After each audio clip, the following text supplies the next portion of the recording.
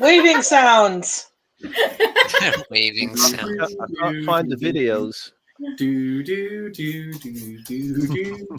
So anyway, it was a massive erection that I've ever seen. Oh, God.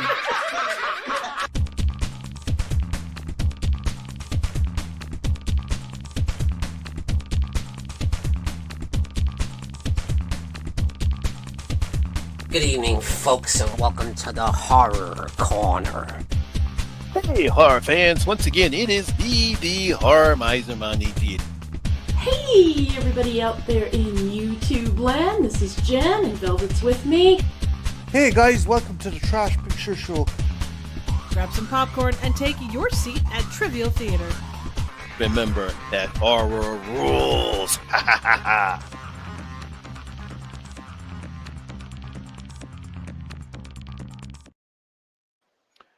And hey, horror fans, once again, it is me, the Horror Miser Money G. I had to get that video up there before Jim would I canceled, have my channel thrown off again. Well, if you're not going to have your channel thrown off the interwebs by something that Jen says, what is the point of having a channel? Exactly. That is true. Thank you. Welcome once again to the Horror Hangout live stream. We're a week late because our dearest leader, Sean, was not feeling well, so we had to wait for him. He'll feel much better. I'm glad he's feeling much better now so we can get this show on the road. There's going to be an interesting subject here. Marty and I actually came up with this one, but before we go and continue, let's introduce our other guests. First of all, below me is Jen and Velvet from Jen's Reviews from the Grave. Sup, my good Woohoo! And Now, of course, Marty been here, I'd be below him, right? Is Marty-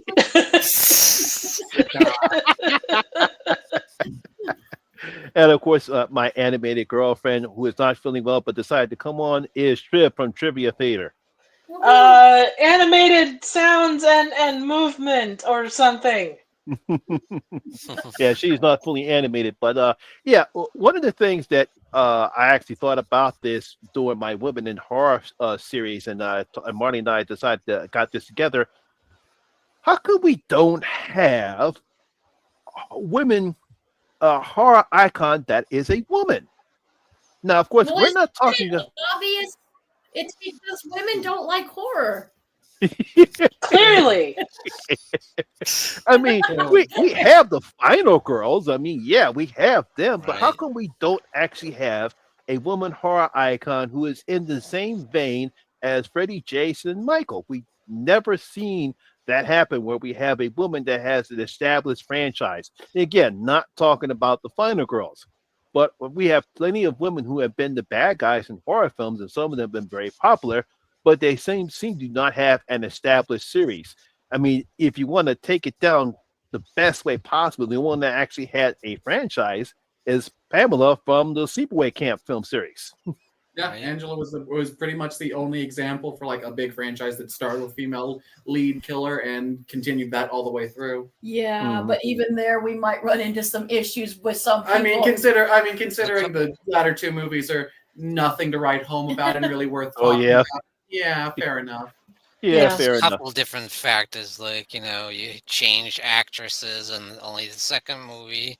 Yeah. And the second movie had a lot more comedy. It was a straight up horror comedy, Yeah, because they basically changed the whole thing in the second and third films, where the first film was more serious and the second and third films was more comedy aspect in it. And I don't even talk about Return to Sleepaway Camp. No one talks about it. Nobody wants to talk about that.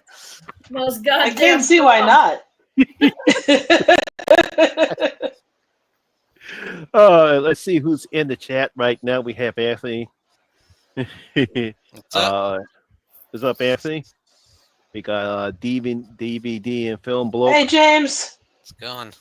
That's what you got it. There, life happens. One of the two people. Hey, thanks for joining us, Sam.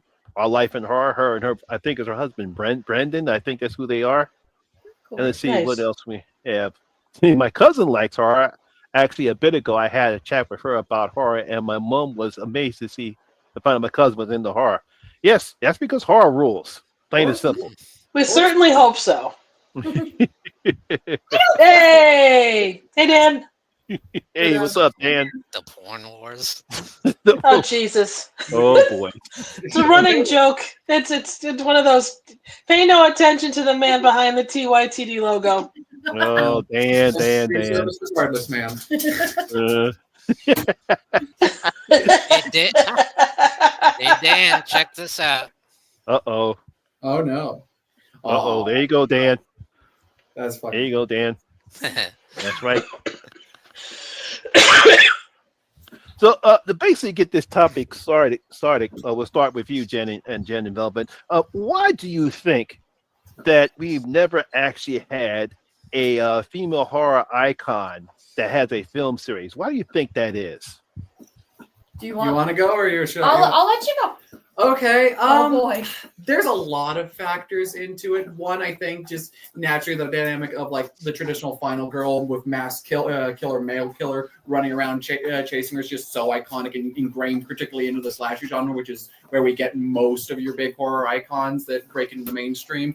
But I think part of it also kind of stems from that of like slashers tend to be a lot more simple and basic. They're very much the meat and potatoes of the horror genre, very much in that way. And traditionally, both in real life and in media, people want a little bit more deeper exploration when it's a female killer. In real life, people always wonder, like, well, what caused her? Whereas when a man does it, it's just like, oh yeah, a guy shot up his school or killed a bunch of women. That's pretty standard. Mommy issues. Yeah, obviously something like that, pretty standard. Whereas with women, it usually people want to dive in more because it's so uncommon.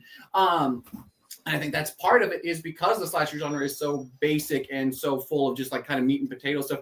A lot of slasher fans don't like when we get into more like deeper exploration and more of a character study with the genre. They kind of just want simple, basic backstory and guy going around killing horny teenagers. Not always, speaking very generally here, but I think that might be a part of it. I think that is a part of it. I think, though, the bigger part of it is the fact it is just how we are conditioned as a society, particularly our Western society. Yeah. We are bred to think women are socialized. We're, always be nice, always be polite. Men and women, it's changing, but we're still very raised differently. And I think that if we just look at us, Monty, with one of our favorite movies, The Boy Behind the Door, when the reveal happens, both of our jaws were on the floor because we. Yeah, I know. Yeah, that was totally shocking when that happened. The spoilers, by the way, if you have not seen one of the best horror films I've seen, The Boy Behind the Door, that the actual villain was a woman.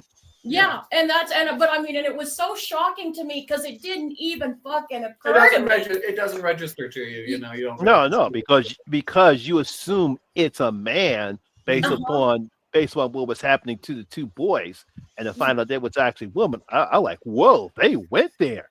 They did. That's when you make the film. I mean, not the fact that the two boys who acted in the film were great and fantastic, sure, but the fact that I think it was the woman who played the vampire in True Blood. Mm-hmm. Yes, she was the bad guy. Yeah, and I think that it's just we are just conditioned as a society to think that men can be crazy just because they're crazy, but women, we have to go over the fucking deep end. And I think though when women do, I think there's an opportunity being missed here because I do think that women, when we do go off the deep end, we are way worse than our male counterparts. There's also plenty of movies that do interesting stuff, like The Boy Behind the Door, or what was that one movie, The Price You Pay, that one movie from a couple of years ago, where very standard, like kind of Dusk Till Dawn-esque, that they end up instead of vampires, they end up in like a Texas Chainsaw situation, and that movie's version of Leatherface was a woman, and it was just kind of a fun, interesting little spin on the idea, and added kind of extra depth to the movie that you just don't see. It adds a little bit more thought, nice little surprise here or there. But nobody saw it.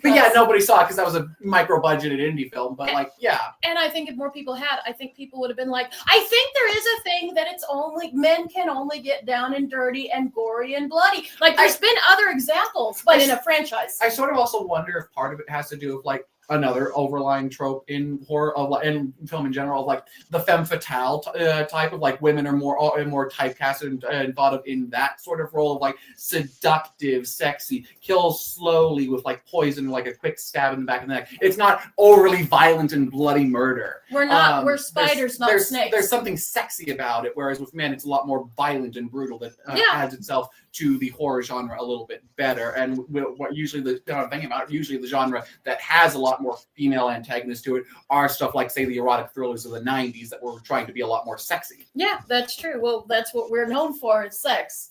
Pretty much.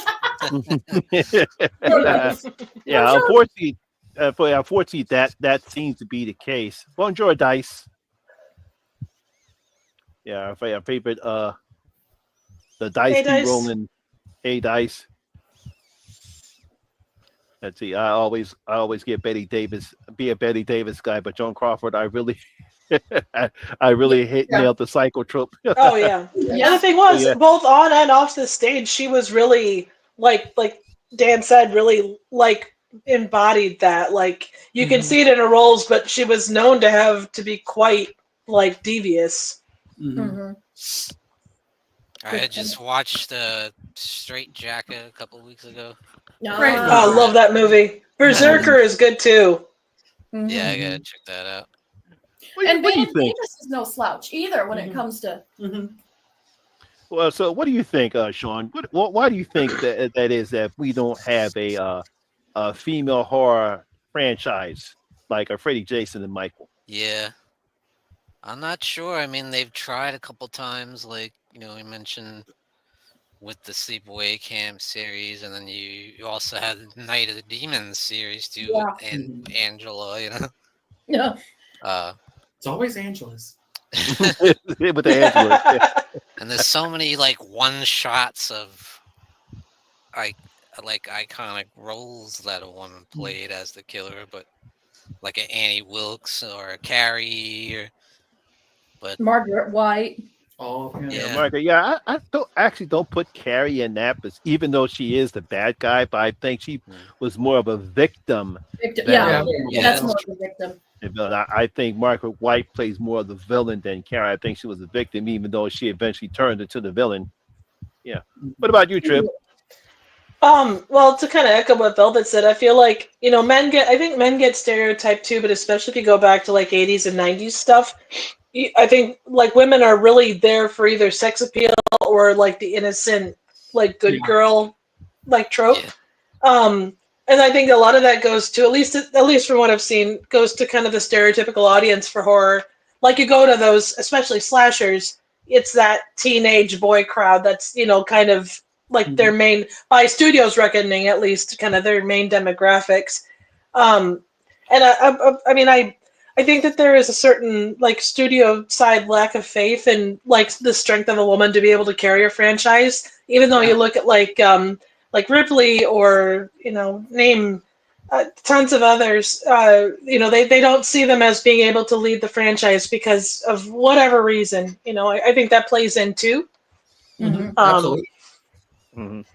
Yeah, I like what Dice is saying. If whether the executive producer are aiming for a male audience of a certain age, assume that the crowd simply cannot relate to a female horror icon.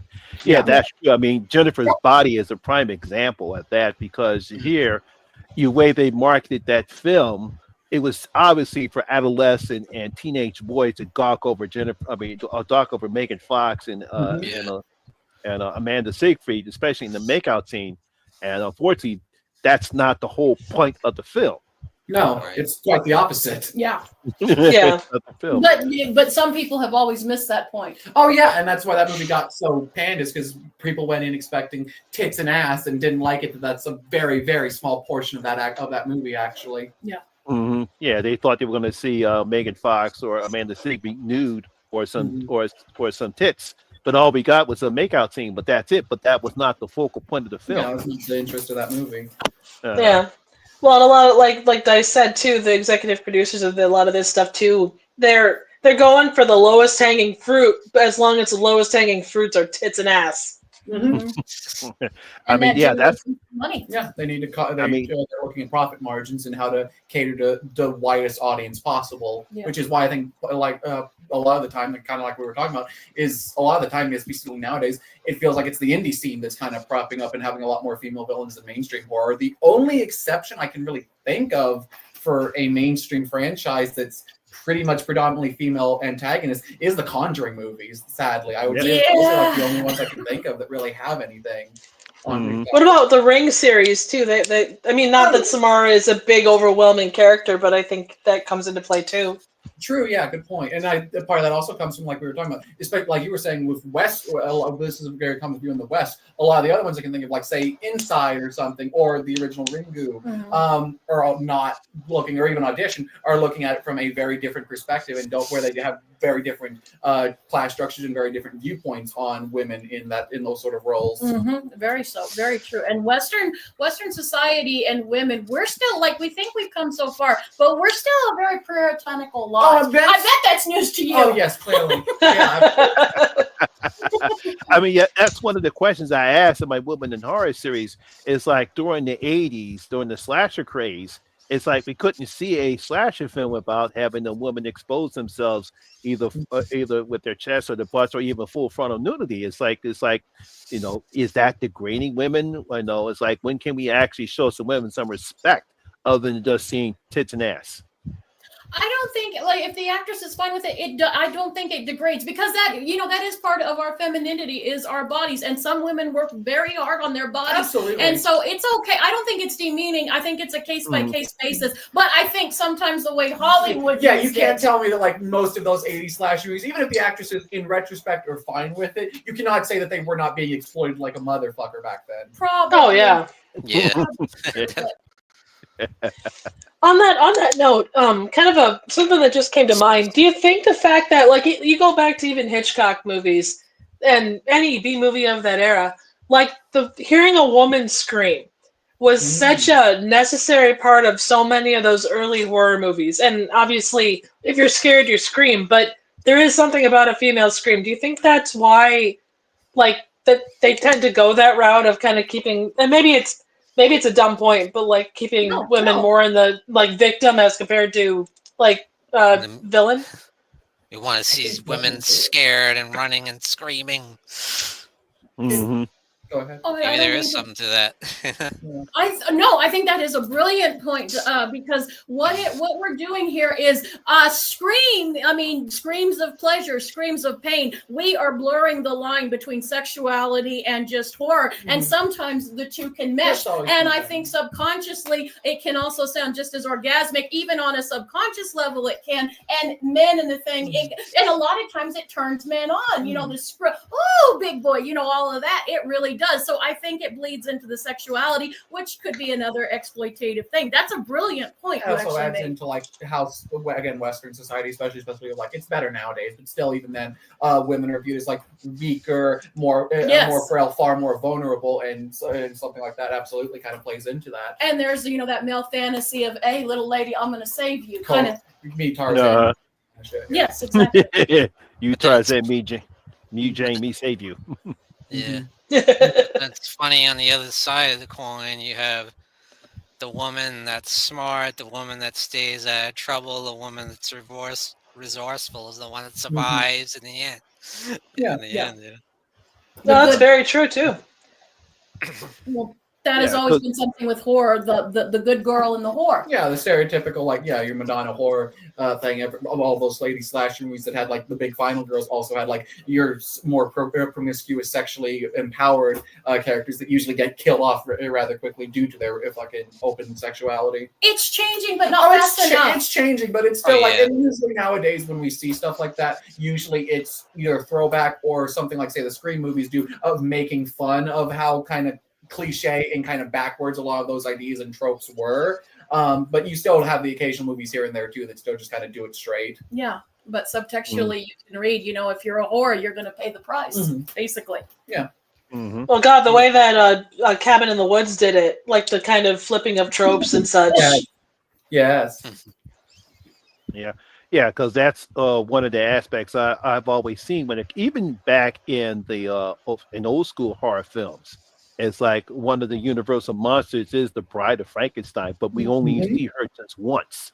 Yeah, But you would say she reached that level of being a horror icon, just a 5 minutes of screen time. You see her whenever you see the universal monsters, she's right there. It's right there. Yeah, because even in James Gunn's Monster Squad, she's a member of that squad because that's how popular her character is, even though she's not in the film. But she became just as popular just being on the screen for 5 minutes. You know what's interesting, guys? Like, except for like maybe Annie Wilkes, who has the whole movie. What I'm thinking about Pamela Voorhees, even Margaret White doesn't have. But the ones that we keep going to that make big impacts, they might not have a franchise. They don't have that much screen time. Zelda from Pet Sematary, but these are they don't have franchises. But horror people are like, oh my god. Even if we're just talking about the first one, even Angela is very meek and drawn back and doesn't have a lot of dialogue during the first Sleepaway Camp. It's not the later ones where she becomes kind of the center course. Ricky gets way more focus in screen time in the original Sleepaway Camp than Angela does. Even in the returns. Yeah, That's true. Yeah. Yeah. Again, I think that was supposed to throw the audience off. Oh, absolutely. Not thinking that Angela, Fair point. this little meek and quiet girl who gets picked on, is not, and actually turned out to be the killer. So I think that was just throw the audience off. Absolutely. Right. Mm-hmm. Okay, so I actually made I don't know if y'all guys made a list, but I made a huge list of all the female horror icons I thought about. Okay. Yeah, I did too. Yeah. So now, real quick, with horror icons, are we talking just villains or horror icons generally that are female? Villains. And do they need to have okay. a franchise? Do they need to have a franchise? Okay, gotcha. Okay. Yeah. Well, what's on your list, Jen? Oh gosh, okay, I have a lot, but the one from my generation that, and again, not very much screen time, but definitely the one that I've heard a lot of, and men particularly, that gave me nightmares for years, would be Zelda from Pet Sematary, which is interesting because it was played by a man. It was played, but she wanted. Yeah, I know it's played by a man. But it's still a female character, and that gives you nightmares. Another one that I think people overlook. Now she's part of a whole group, but I think she stands out. Would be Baby from the Rob Zombie Rejects movies. Yes, the Rejects movies. I think Baby Firefly would be a definite one. Annie Wilkes, of course. Lola Stone from The Loved Ones, even though her dad kind of molded her, I think is another really chilling one. Baby Jane Hudson, who we've talked about. Pamela Voorhees. Julia from Hellraiser. That's a good one. Very good one. Yep, you muted yourself.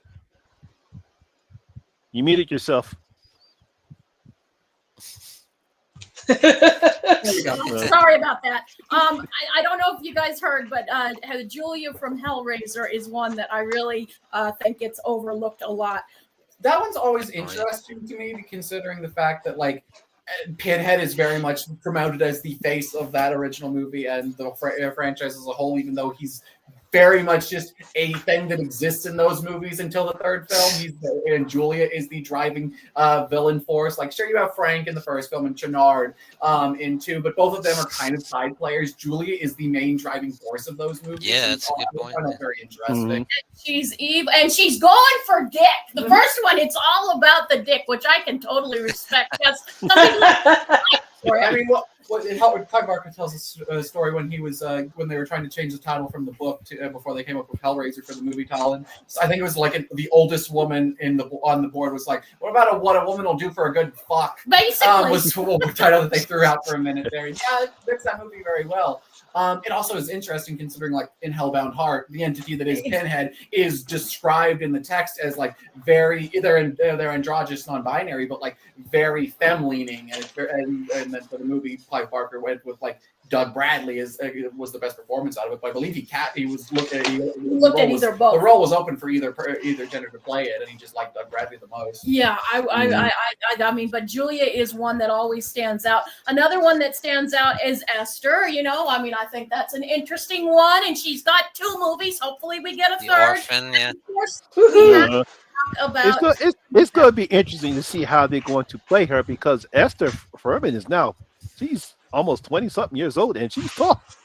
Yeah. She does not look like a little girl anymore.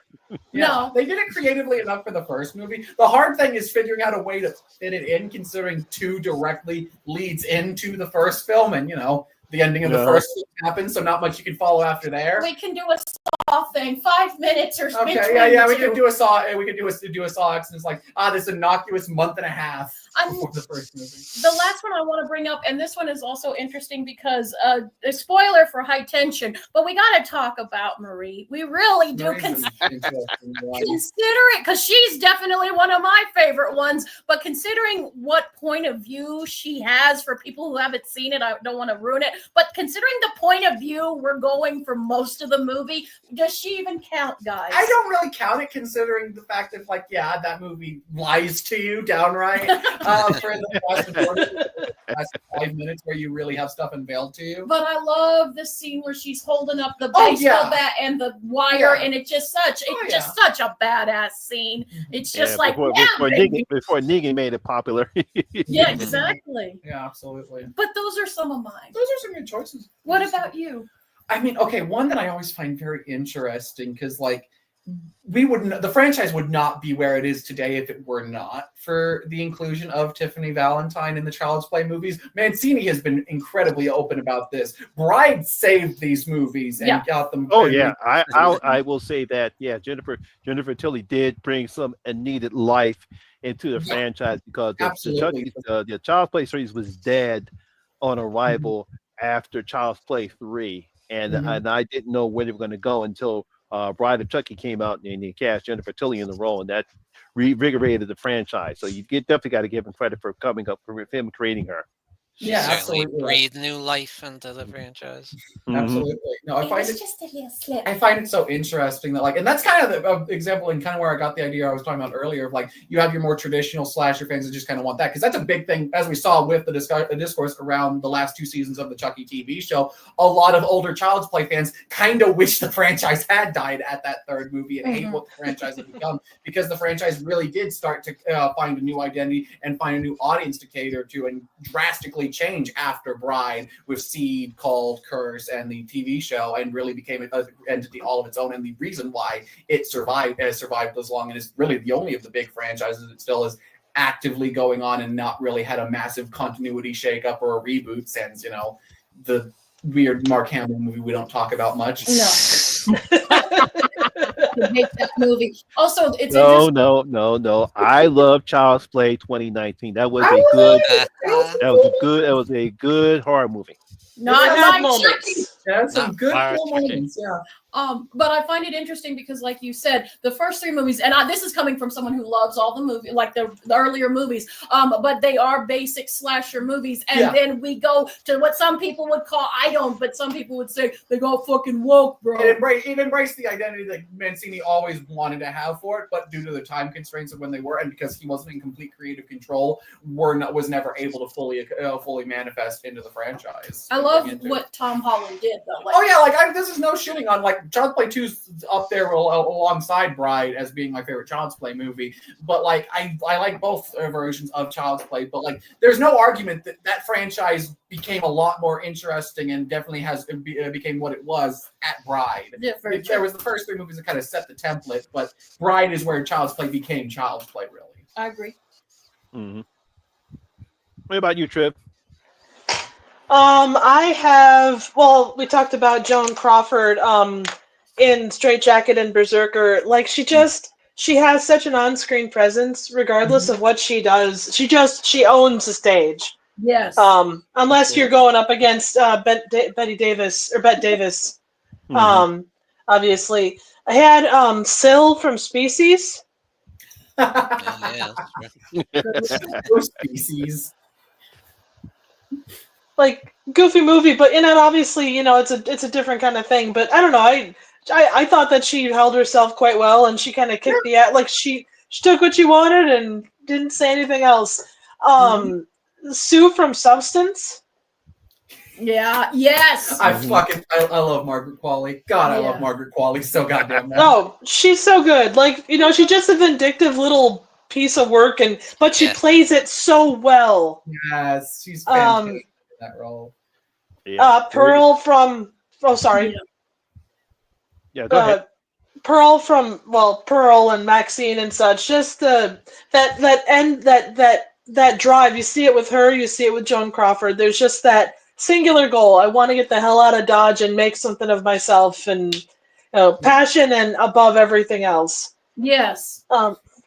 It's actually, I didn't even consider like Ty West's X trilogy when we were when we were doing research and thinking about what I was going to say for this. I didn't even consider those movies weirdly, and I love 2 of them. I thought about Pearl, but again, I didn't know if we. And it's a franchise, but it's not. Pearl's really like she's yeah. Oh yeah, because I included Pearl in that one because she's crazy. Yeah. What are you talking about? She's crazy in X and in Pearl.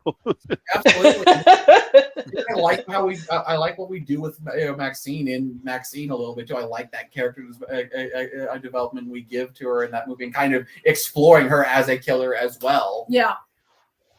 And just to see what drives her to be the killer that she is, like just the need for attention and to get outside of where and everything. Mm-hmm. Absolutely. Going back a bit, Kitty Carroll from The Invisible Woman, which was the 2nd or 3rd movie in the original Invisible Man franchise. Yeah, it was. People forgot about that too. Yeah. It's goofy as hell, but I appreciate what they tried to do. As you would want from an Invisible Man movie, remind you of the batshit craziness that is the Invisible Agent. I also from that area had Arsenic and Old Lace, the Brewster sisters. Ooh. Yeah. That was a fabulous review you did too. I like. I just. Well, thank you. Yeah, they're not traditional horror, and they don't see themselves as doing anything wrong. But I think that's kind of the charm. Is like it is such a batshit thing. Absolutely. I also had Rose from Rabid. Yeah. Yeah. Take your choice. Take your choices of the 70s one or the 2000s. And then I had Rose the Hat. Oh yeah. Oh, from Shining. Yep, from Dr. Sleep. Mm-hmm. Watch that movie. You still haven't? You still have not seen Dr. Sleep? Oh, dude. Yep. You totally have to see that. Neither. Look, it's hard for me to justify watching a movie that long. She says as she regularly watches 3.5+ hour South Korean movies, but it's hard for me to justify watching it. I'll get around to it. That's what she said. Yeah. The last one I had was Red from Us. Oh, nice. Oh, yeah. I love Lupita Nyong'o. Mm-hmm. I love Lupita Nyong'o so good. so goddamn much. But is she a villain? I don't consider her a villain. I see her more as a victim. I mean, aren't we all?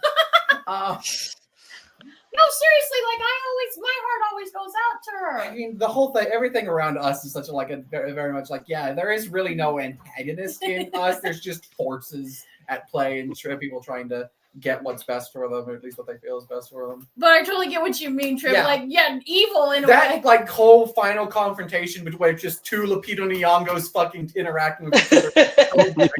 It's so great. I kind of look at her the way. Oh, sorry. Yeah, go ahead, Trip. Oh, I was just gonna say I kind of look at her the way I look at Rose. Like they're kind of a victim of circumstance, like things beyond their control. Yeah. Mm-hmm. Which is always an interesting character study. It's because you can have more compassion, but you can still be horrified by what they do. Yeah, absolutely. What about you, Sean? You mentioned a lot of them. Sorry, I'm gonna say one that's I think is highly underrated that should have been a horror icon. That is the Countess Maria Zaleska in Dracula's Daughter. Yeah, I knew never gets included, but I love that movie. I think it's a fantastic, hugely underrated movie. And a lot more. It's a very interesting one for the Universal films because that one it's kind of close. Its closest parallel is Wolfman and stuff because you feel you feel very sorrowful for her and the situation she's put in. She didn't ask for any of this shit. Just kind of the shitty hand she was dealt. Good point. And certainly Pamela Voorhees, got to throw her in there. Love Betsy Palmer's performance. I love that character. And we'll see after the TV series. Maybe she will actually be considered a horror icon. You never know. I still don't believe that's ever actually going to manifest. You don't think it's going to see the light of day? They're still trying. It's trying. I don't think it's trying. Come on, little buddy. I have very little faith in this whole Jason universe thing or whatever. Oh God, yeah. I know, yeah. It's like Jason universe. Oh, please, come on, guys. Stop trying to copy the MCU. If they can make if they can make the Pooniverse, they can make a Jason universe. Also, the expanded Friday the 13th cinematic universe. Wasn't that just Friday the 13th, the series?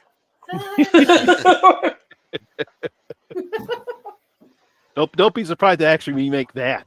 Yeah. I mean, sure, why not? I'm always down for some more anthology content. Sure, why not? And I think, Angela Franklin and the Night of Demons series is a good series. Probably went a little off the rails in the third movie, but we don't talk much about that third movie for good reason. It's better than Return to Sleepaway Camp. That's not a high bar. But it is a bar. A bar you can probably get booze at. Fair enough. At least that kept the same actress with the same look, all three movies, Absolutely. And I'm gonna say Carmilla Marcella Mercala, Ingrid Pitt in The Vampire Lovers. Even though, unfortunately, they didn't keep the same actress through all the three movies. I feel like her performance in that movie is iconic. Yeah, absolutely. Very much. It's also kind of interesting now, the thing about considering like a lot, like you have it with stuff like Angela and Carmilla, where like even these iconic horror icons, a lot of the times they're not played by remotely the same actress. It's kind of very much feels like they're putting them in replaceable things. Oh, that's a good choice, Monkey. Also, hey, Monkey. Hi, Monkey. Oh, that also reminds me. Actually, makes one I really liked in recent memory is actually the mom from Evil Dead Rise. Yeah, I love everything we do with her in that movie. Still, I stand by it. It's the most fucking sadistic and maniacally evil out of all of the fucking Deadites. Just destroys that family and finds absolute glee in it. It's great. Oh yeah. I mean, in what movie have you seen such fun with that cheese grater? Oh, that fucking cheese grater still got seen. So good. Yeah, I still go. It's just to bring up that MRI scene in Final Destination. Yeah. Oh yeah. Oh, just to switch topics. In the beginning of Final Destination Bloodlines, did you crack up at that one scene in the beginning? There's a lot of good scenes in the beginning. Trust me, there is one scene I'm pretty sure you guys cracked up at that one scene, because I know our audience did when that happened. See, we had lots of audience. Yeah, our audience was really quiet. We were the only ones cackling our asses off through a lot of the bits of that movie.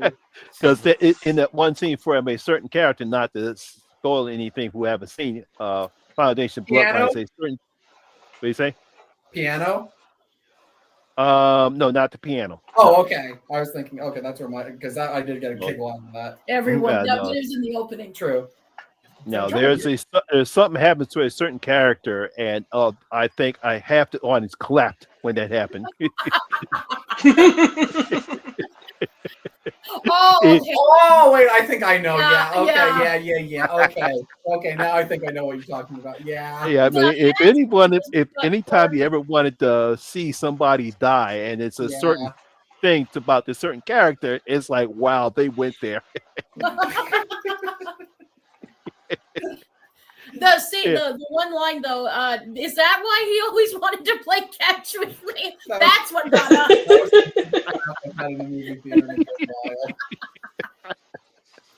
So would you guys say that's worth checking out? Definitely go see it. Fan, watch it. It's great. Try to see it in the cinema because it's a lot of fun. It's a lot of fun, yeah.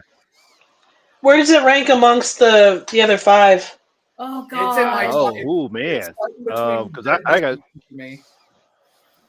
for me. I'm still trying to rank it. Yeah, me too. Yeah. For me, it's fighting with two for number one. Honestly, it's those two. Oh wow! Yeah. It's like 2 and 5. Okay, 5's really good too. For me, it's fighting the first. I have a lot right. of nostalgia for the first one, so it's fighting between 1 and 2 and 3. 1 and 3, because I think 3 is a lot of fun. But it's between those two. I know it won't be my number one because I have too much nostalgia for the first one. Fair enough. And because of Devon Sawa. Yes, Yeah, and How could you not? Your fear of planes. Yeah. And I love it. And at the time, it was such a fresh idea. It was such a cool idea. And it's when we did the retrospective a few years back, like that first movie holds up incredibly well, especially in comparison to a lot of the contemporary stuff that was coming out around. Like that movie feels incredibly modern still. Yeah, and then just a beautiful performance by Tony Todd. I mean, yeah. You know, one of the people you did not mention was Ginger Fitzgerald from Ginger Snaps. I thought I figured you would. Yeah, I thought about mentioning her and Nancy from The Craft. Actually, I love both of those a lot. Who do you love the most? Nancy? I love Faroosa Balk so much. I love Faroosa Balk too much to not say it, but Ginger's one where I kind of was iffy about it since I don't necessarily fully count her as a villain. She kind of falls in that gray area. So does Nancy. Yeah, with a lot of them they do bad things, but at the end of the day, they're not necessarily evil. Kind of, but no, absolutely. I love both. Yeah, but I kind of thought Ginger Snaps 2 was a bit of a letdown. I've never liked Ginger Snaps Back that much. I've heard a lot of people say that. Yeah. I've never seen it. The Anthropomorphic Fiend is the only person I know that's a big defender of Ginger Snaps Back. She loves that movie, but I'm kind of it's okay. I've never been a big appreciate about it. It's okay. I've never loved that movie very much. I've always kind of felt like Ginger Snaps did not need sequels. That was such a perfect one and done movie. Yeah, but I did like the third one. Like I said, the second one was kind of off-putting. It's kind of off-putting. Mm-hmm. But I did like the third one, even though it kind of changed the whole tone of the film because it went to a time period. But it kind of made up for the disappointment I had with the second one. That's fair. I kind of can appreciate Ginger Snaps 3 as its own entity. I don't necessarily like it as a sequel to the first film, but I like it for what it is as its own entity separated from the original. Now, why do you think films like Fatal Attraction or Dress to Kill are different when it comes to female horror icons? It seems like everyone loved Fatal Attraction, the femme fatale films. But why do you think that's a little bit different when it comes to femme fatales as opposed to just, female horror icon villains? I'll let you. I'm a bad person to ask, given how on record how many times I've gone about how I hate the '90s erotic thriller genre. Well, that's probably the answer right there, isn't it? It's the idea of it being like a kind of a voyeuristic, people living out the fantasies of these things that they wouldn't, they can't do in their normal life because, propriety. Yeah, very much so. It's weird. It's weird as somebody who loves 70s exploitation films and has a lot of interesting things to say about them. But I kind of feel a lot of the 90s erotic thrillers very much feel a little too exploitative and very much I'm very uncomfortable with a lot of what you're coming across as movie. And I have no problem watching random ass fucking 70s exploitation movies of women in chain gangs and shit. Those I can defend a lot more easily than the 90s erotic thrillers, honestly. Well, there's not that much difference between the women in prison, really. No, there really isn't. But for some reason, I have a way easier time defending something like Chained Heat as opposed to Fatal Attraction. But do you think because it made there is a stereotypical set of men out there who go, yep, deep down, this is what all them bitches are crazy. All them bitches are crazy. I think that might be part of it. Is they all are so similar and all come to this exact same conclusion. And the few of the erotic thrillers that I really like are the ones that kind of break away from that and do actually interesting and different things from a lot of your standard, your Fatal Attraction, your single white females, all of your Basic Instincts. It's all men. Mm-hmm. It's all that's why they snap. It's because of a man. Yeah, exactly. I feel like when it comes to, like you mentioned, Dress to Kill, a lot of that stuff comes from the Jallos and stuff. Yeah. Yes, very much. Yeah, that Gender-bending was killer. just trying to call ripping off Jallo full sale. That was him taking a break from ripping off Hitchcock and just going full into ripping off Italian Jallos. Did it really Right. well. He did a good job at it, but yeah. And exactly, the Jallos take from Hitchcock with Psycho. And all that. Yeah, it's full circle. What about you, Trip? I mean, I think that it's kind of a fantasy thing for people writing the scripts and kind of executive producers. They can't, they're kind of living through fantasies that they're seeing on screen. It's like that what if that they're not, that they can't for whatever reason do in real life.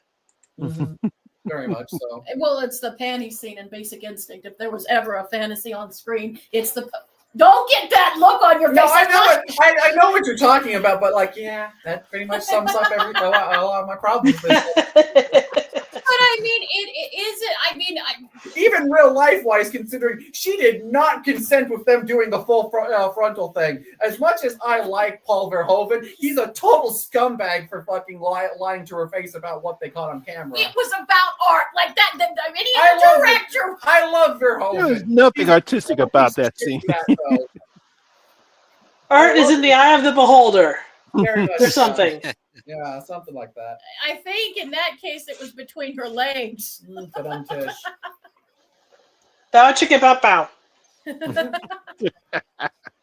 It amazes me when I saw Fatal Attraction and Basic Instincts, and Sharon Stone is basically not Sharon Stone. Yeah, I mean no. Glenn Close. Glenn Close. Get my actors confused.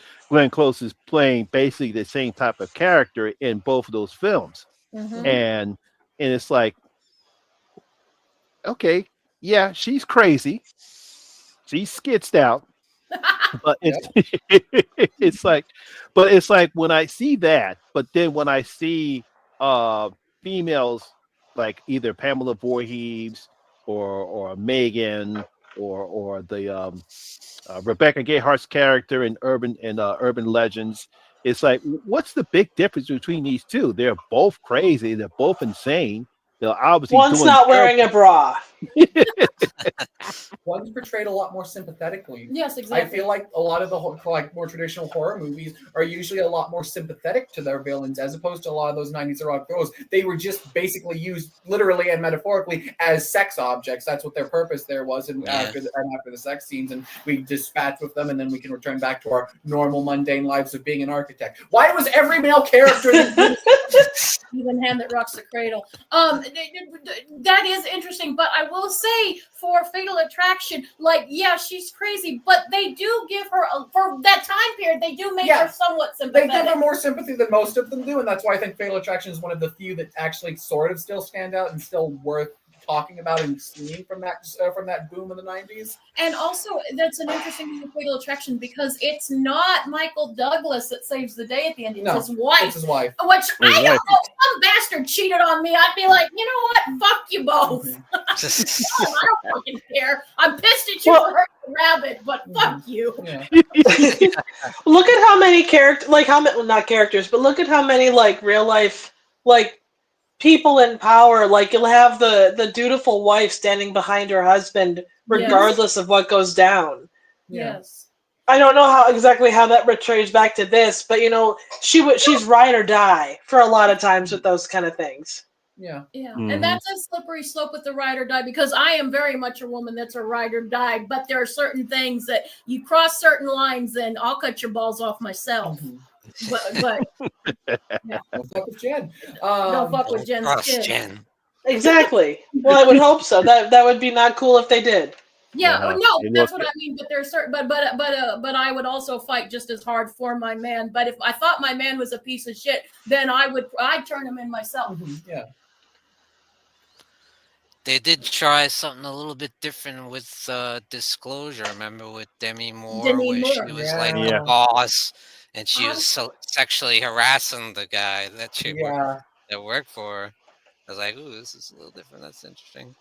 How do you guys feel about that? Because like, have you all ever been? Because women you hear stories about women. How is it like men? Does it not? Oh, it happens. It absolutely happens. I'm not saying it does, but like, do men like look at it differently than us women? I feel like it's culturally different just due to like the way men and women are treated in society. Like, look at Terry Crews as a prime example. It took him years to feel comfortable enough to talk about his harassments that happened, and even then, a lot of it, he got a lot of support and encouragement for it. There were still a lot of people calling him a bitch and a pussy for fucking talking about that. Hey, Thembo. Hey, Thembo. Hey, Hello. I've got a friend that's a therapist, and she talks to a lot of people that have been assaulted, and more than you'd think are gents. Like, oh yeah. But again, they don't necessarily feel comfortable talking about it, to their people, so they talk about it to her. Yeah, exactly. I mean, because Law and Order SVU, they actually did a episode where a stripper was actually raped by 3 women. Yeah. And he was asking Olivia the questions, do women have the same issues as men? Because it's, look, I didn't want to, but I still reacted. I still had to react. So unfortunately, that's just the body's reaction to sexual stimuli. Yeah. Even though you don't want to, your body's still going to react that way. You said, does that happen to women? You say it happens to women too.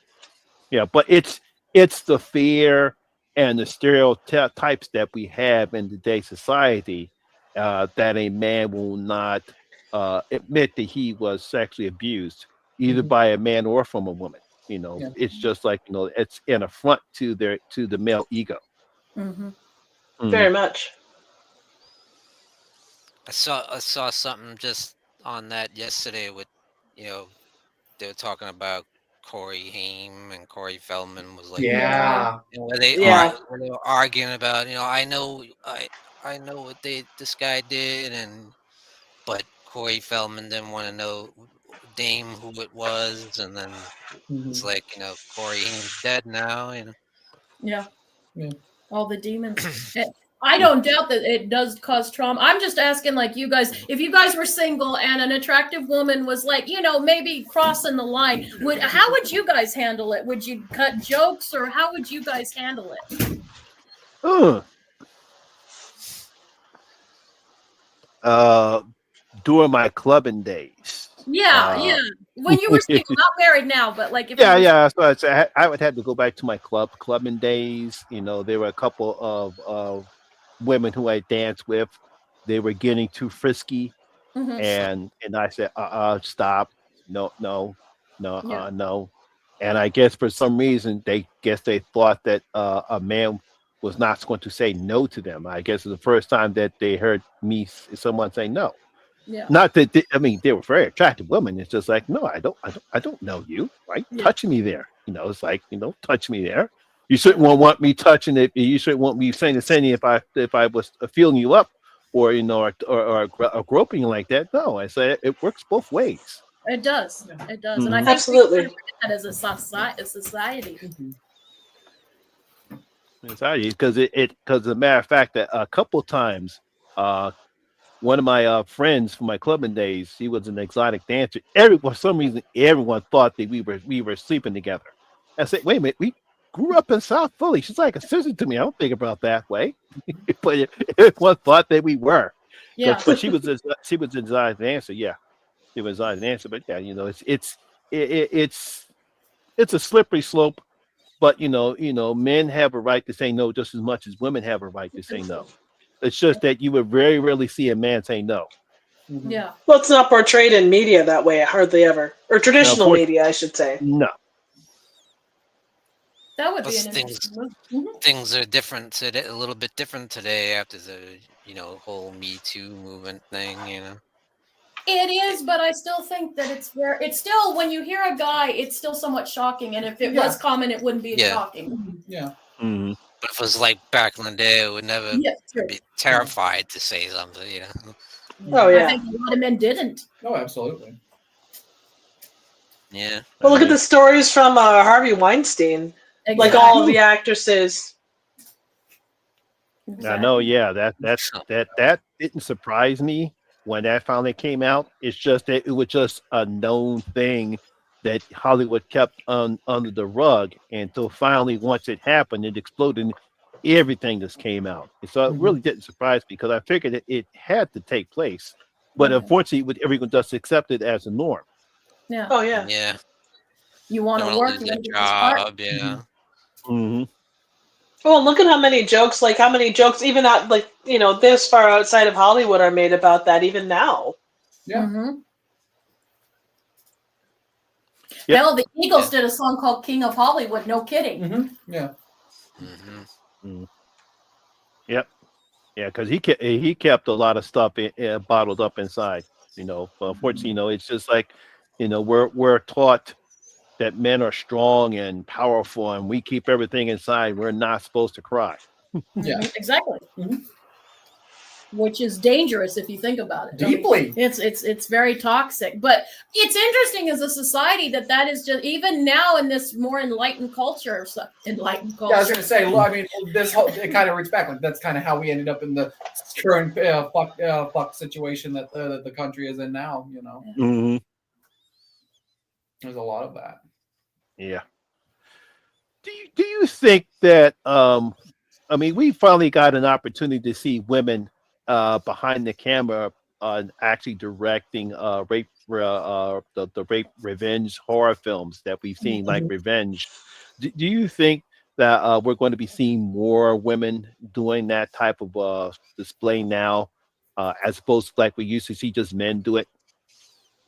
I hope so. I think we will. I think we're slowly with stuff like, not just like with Revenge, obviously getting a second reevaluation after the Substance massive success. I always loved it. But like stuff like both in like mid-tier stuff like Shudder has done a couple of years back, did like 3 or 4 movies back to back that were all done by women that were in the rape revenge genre, and even stuff like this year with the movie Bystanders, which was done with like a female director, female writer, and like a lot of the crew were all women's that were trying to do the experience and stuff, and kind of get all that across, and does it incredibly well. I think very much so. Like, I'm honestly was kind of surprised after like the Me Too movement and stuff, we didn't necessarily see a big resurgence in the rape revenge subgenre. I was kind of surprised by that, honestly.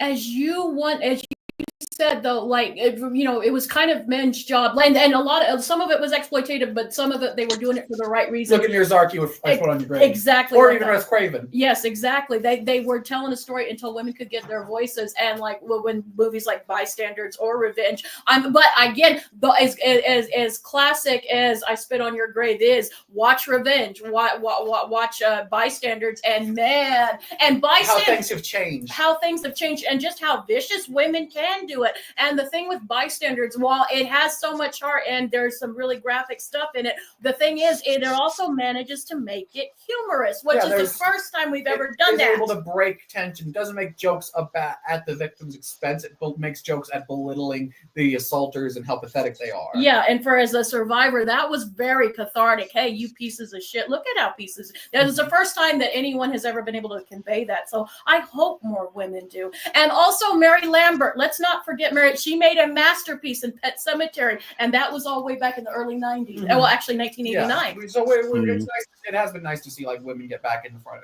get like a predominant role behind the camera in horror. Yeah. Yeah, because I forgot about that movie came out last year, Bystanders. Yeah, I actually went to get a chance to see that film, but I heard it was pretty good. Although some people didn't like it though. It's good. It's taken down a little bit by its low budget fare, but if you have no problem with low budget stuff, it's really good and worth a watch. Yeah, and the director's a genius. Yeah, she's doing really cool stuff. Yeah, absolutely. The Soska sisters.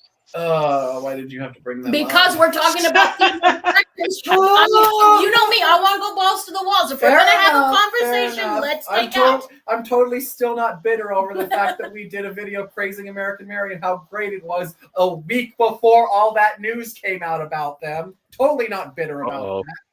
Oh, the Soskas. What news came about it? I must have missed it. Stolen. Yeah, I don't remember hearing that either. In that case, it's not even due to it's due to them stealing the art. It's very much like, you just kind of made a career out of like acting like you were propping up women in horror, and you made your career in reality off of stealing other ideas from women in horror. You guys are kind of dicks.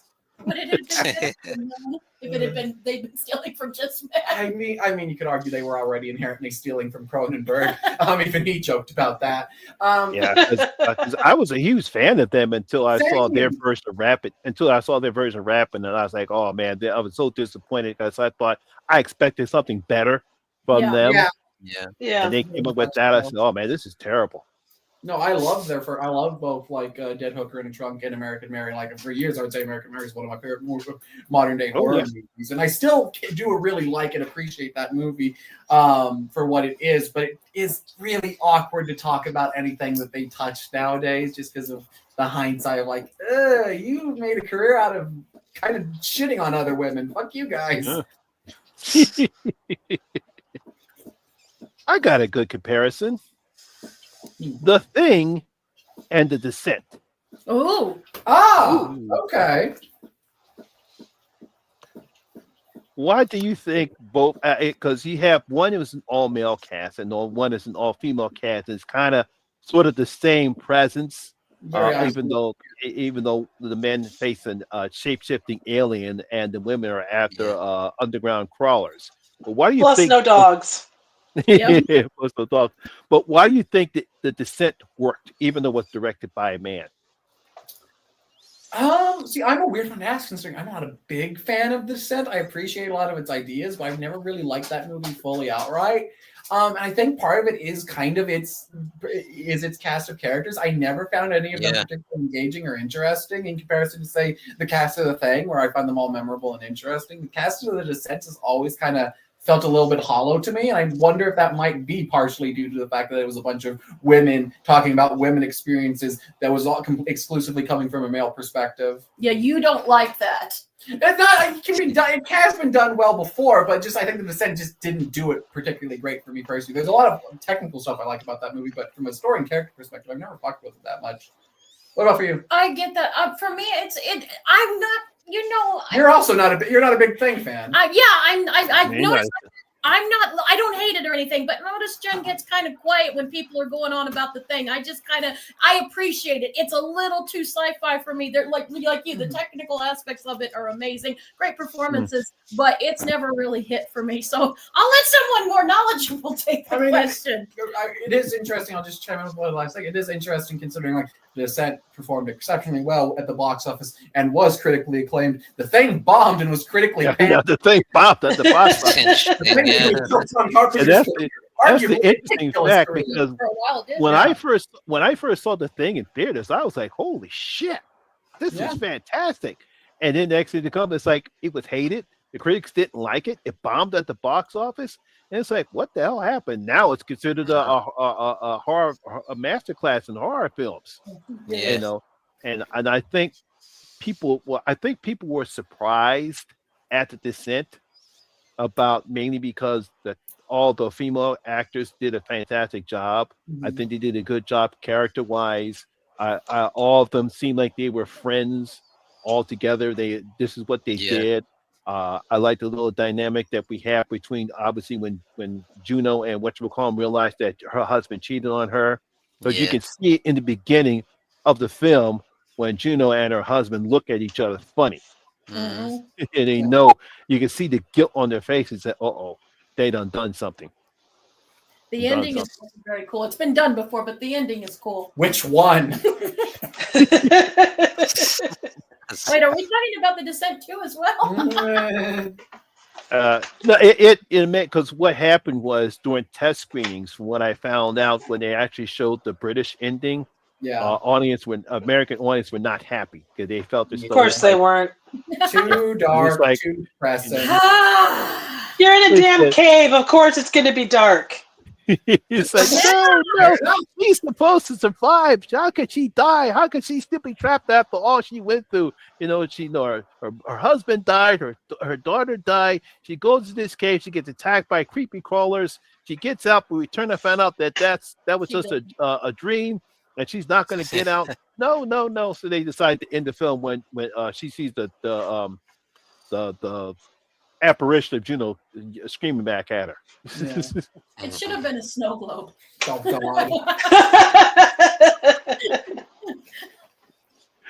God. That was a great female-centric film, though. Like, Yeah, It was. it was really cool for the time because, especially like early 2000s, you really did not see like almost exclusively female casts be the focus of a horror movie. Really, That's true.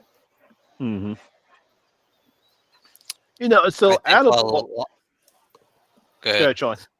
Go ahead, Sean. No, I was just gonna say, I think the strongest parts of it before they even meet the monsters, the trouble they get into just trying to survive down there. Like the one girl falls down, breaks a leg, and the other girl she can't trust because she cheated on the husband and all that, Well, and like any really good horror movie, you look at like The Walking Dead, and yeah, the zombies are there, but really it's about the human interactions dealing with like these big, like the interpersonal stuff. That's the same way here. Like the monsters add to it, but at its heart, it's a kind of drama about people.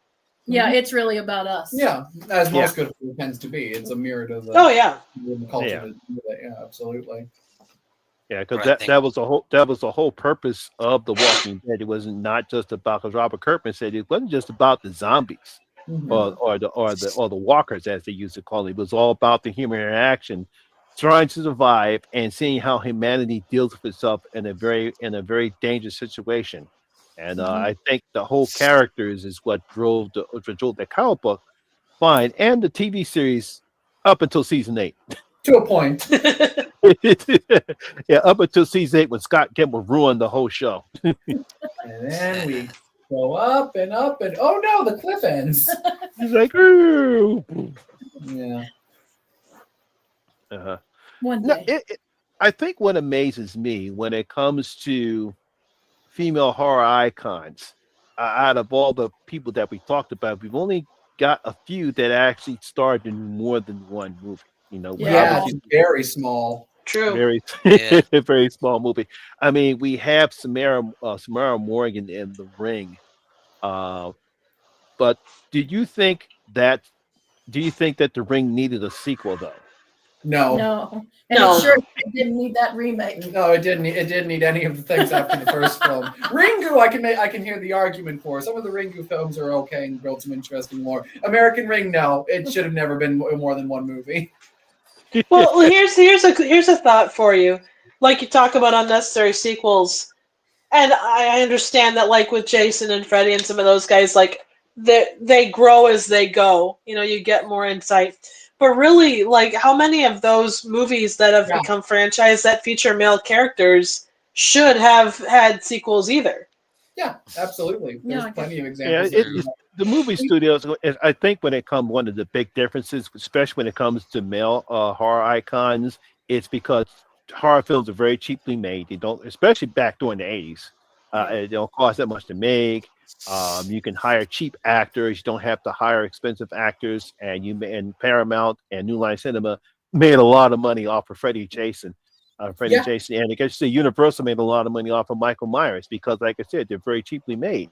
You don't have to hire. I mean, out of all the stars that starred in 3 of those films, the only one that actually was an actual star was Donald Pleasant.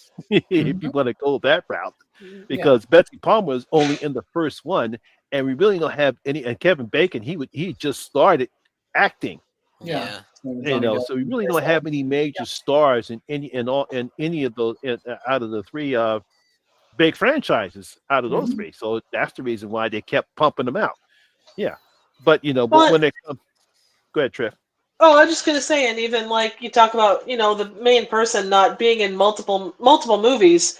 Like, I guess you could look at like Jason or Freddy. You got Kate Hodder. You got whoever else played the characters. You didn't get a lot of consistent characters, like the same person playing the same character over and over there either.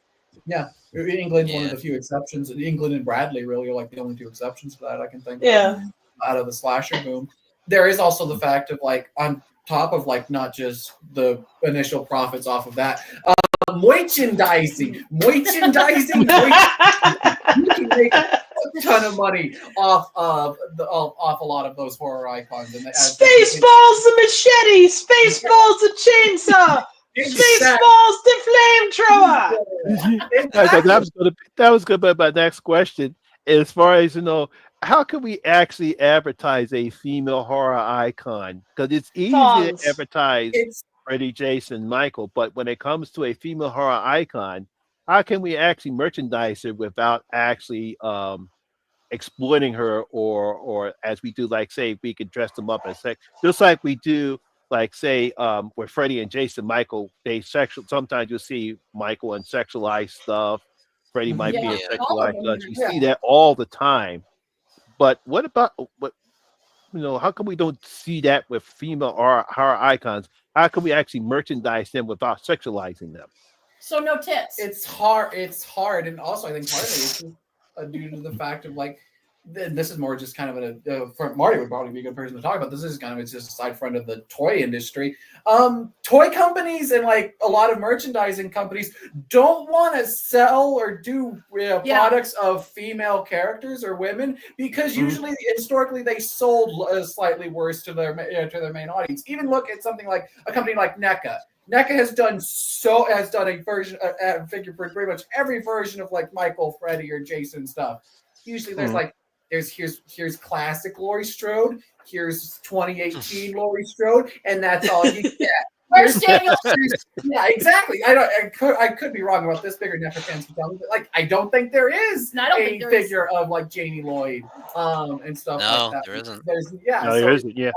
Hard. Is there even one of like Elvira? Yes, there is several figures of Elvira and stuff. What about Pamela? Maybe. I think there's more versions of her severed head that come as an accessory to Jason figures than there are. There is a good one coming out. NECA's coming out with one. Yeah, Elvira's not a full version NECA in the image of Patsy Palmer.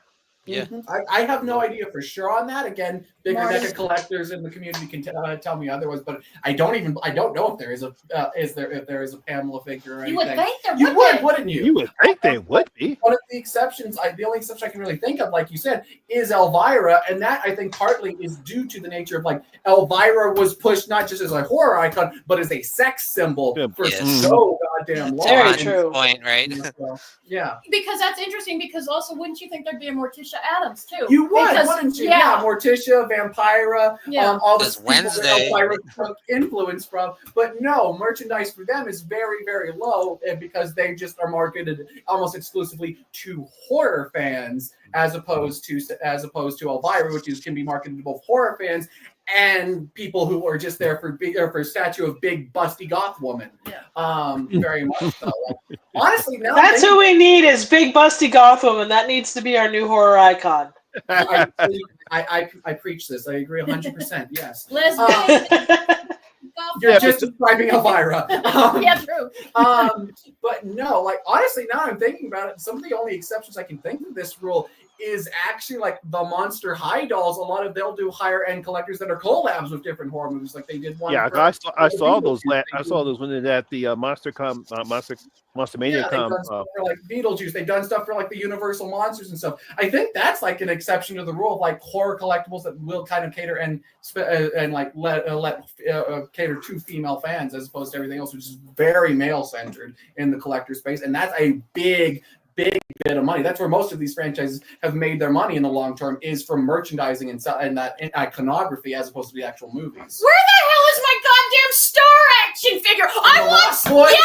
I don't even think there's a David or I don't even think there's a David. I don't care. I want my Star. I want fucking Star. Where the fuck? Everyone's favorite. Star was fucking. Star was cool. But yeah, I think that's part of it, is just because of male characters are inherently a lot easier to merchandise and get money and make money off of in that sense. Yeah, I know. Yeah. When you're talking collectors, like, and I know it's kind of like horror movies. Traditionally, it's a very male-centric like space. Yeah. Is it the case with collectors as well? Generally speaking, yes. Like there's totally tons of exceptions like myself, but like generally speaking, a lot of the time, yeah, a lot of it very most much. Most of the real geeks are dudes. Yeah. Fair point. It's like this. Very rarely do I have all the women horror films that I've done so far. Very rarely do you actually see a female horror collector or a collector of anything, but mostly all the horror collectors are male.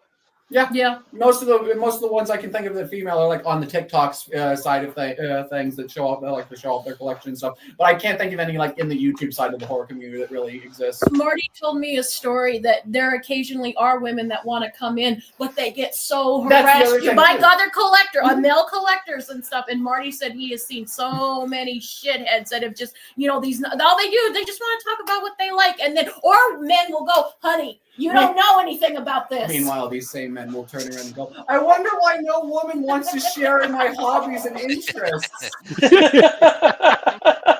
Shit, I wonder why. There was a really nice girl that was a friend of Marty's, and she was a lovely person, and she had a lot of anxiety and some assholes, and she never came back. Oh, lovely. Yeah. It happens. Marty could tell you some stories. Yeah. I'm pretty sure he could. Yeah, you definitely would. Yeah, but that's such a sad aspect, especially when it comes, and not just in the horror community, but in any other type of genre of film. It's like, it's like men tend to scare women, and I don't know why they do that. It's like they're fans just like your fans. Just embrace the fact that, and not the fact they actually might know more shit than you do. Yeah. Well, you talked about this a lot before, of like you kind of, but partly why you think you might be so as into like extreme horror as you are is a way like to show the boys, hey, I can go fucking just as hard, if not harder than you can, motherfuckers. Yeah, I do have that, and like especially when I was younger, and they would go, no, you can't like it. You're too sweet. You're because like my appearance, like you'd think I was like rainbows and kitty cats, and I wanted decapitated heads and chainsaws. And get to play school, my first chainsaw. And I love and I remember there were men that were. You were the one ripping the heads off the Barbies and shit. I did do that. You were like Sid from Toy Story. Basically. Like I would have like the narratives and stuff, and actually I did have a thing where some of my dolls murdered each other. That was a thing I went through and everything. But like I remember guys would go, "No, you can't like this," because they were talking about a Friday the 13th movie in the schoolyard. I haven't thought about this memory in years. I just unlocked something. Just unlocked a deep-rooted memory. This asshole said, "You can't like Friday the 13th. You're a girl, a dumb girl, then a girly girl at that." And I think that's where, oh my God, I think that's where, you know what? I'm going to see every fucked up movie in the world, asshole. Nice. I'm so proud of you, Jen. Way to go, Jen. And we all know was truly born. I was angry, and I never got enraged, but I was like, everyone always told Jen she couldn't do anything. I was like, you know what, motherfucker? You can't tell me what to do. I'm gonna watch this movie. Doesn't prove you wrong. Yeah, that's where it was. Trev, have you ever had it where you were questioned? I doubt anyone would question your film knowledge on anything, though. Oh hell, I'm not that knowledgeable. No, I guess it's not something that comes up a lot for me in real life, just because I don't have that big of a movie community around me. Right. So it's from that perspective, not really. I get you. If I show up, I don't really give a fuck. I just sit down, eat my popcorn, and watch the movie, and everybody else can fuck off. Yeah. I was going to ask you about you. Have you ever had any friends say, "Oh, you can't," or "You're not very feminine if you don't like horror"? I mean, no one I would actually call a friend and stuff. I've had people say that, but I kind of am like, "Oh yeah, fuck you. I don't really give a fuck." That's about it. But no, not really anyone I would actually consider. I would actually say I value their opinion, or that their opinion was worth anything. I know, because that's one of the first questions I asked when I do my Women in Horror. It's like, what made you decide to love horror? I mean, it's like you're a girl. You're supposed to be nice and innocent and sweet. And how'd you get hooked up? How'd you fall in love with horror? And it's always been because they were young. Mm-hmm, they started watching when they were young. Exactly. Yeah. Meanwhile, see, for me, I've never been terribly girly to start with, so it was never really a question of romance and period pieces and things like that. Have never really lit my fire, but gore doesn't bother me. It's second nature. Yeah, right. Exactly. See, I'm different because I am a very girly girl in some ways. Yeah, very much. And I'm a very romantic girly girl. Aww. Well, we know that the way you talk to Marty, that is the most romantic. Oh yeah. in a Jen sort of way. And Jen way. In the Gen No, way. it's always weird considering statistically, and like we saw this reassured with like Final Destination. I was reading some articles about that, and like statistically, where that movie is performing exceptionally well is women under 25. Like that's the main driving force that is putting all that why Final Destination is such a success. Oh, That's really? a dominant force going to see that movie. And it's been shown. Just kind of reminds you, and it's been shown over and over again over the course of horror history. Horror is very much like women. Really appeals to a female audience and stuff. Almost more so. I was quite shocked that it. I was quite shocked when I saw the numbers at 51 million. I'm like, whoa! I have not expected that. No, well, say what you will about Final Girls, but if like Marty or like Monty said, there is that thing about the one girl that's strong enough and smart enough to be able to overcome like this larger than life and sometimes supernatural figure. There is something to be said for that strength of will to be able to overcome, regardless of kind of how they play them. Horror is the only genre where you really see like women in such dominant and major roles, really. Exactly. I know, and it didn't occur to me till I was talking about it, but the reason why Friday the 13th Part 7 really hit me, because not only does she go up against Jason, she also saves her love interest, and as a little girl, that, and I'd seen it done in other movies, but that was the one that I was like, wow, that is really cool, and I'm not a girl power kind of girl, but I was like, that just was like, she saved him!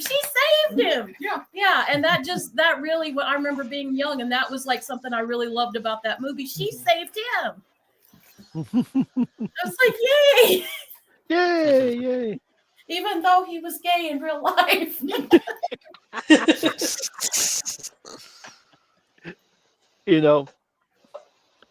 Species. Yeah. That wind up getting 3 films.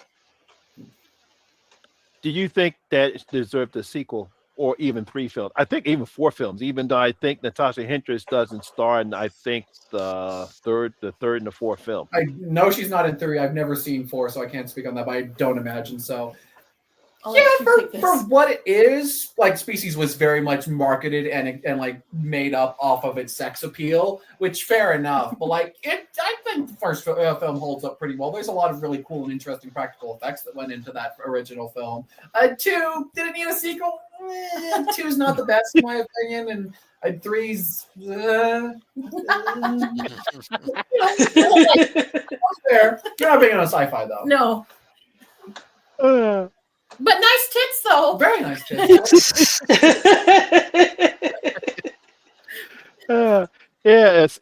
As some people would say, she was nice to look at. Very much so. Yeah, but do you think that's a bad thing? Like I mean, if you have attractive women scantily clad, is that a bad thing? If the actress is okay with it? Not inherently. It can be very exploitative. Not inherently. I mean, it's like this. When I interviewed Deborah Foy, she had no problem with her nude scene at all. Yeah. It's a very case by case basis thing. Like it's not inherently anything wrong with it. Sometimes it can go a little bit far and very much kind of feel exploitative and mean spirited. There are times, always. Yeah. Hell, here's an example you always love bringing up. Look at Slumber Party Massacre. Those movies are some of the most fucking like titties out slash. I mean, there's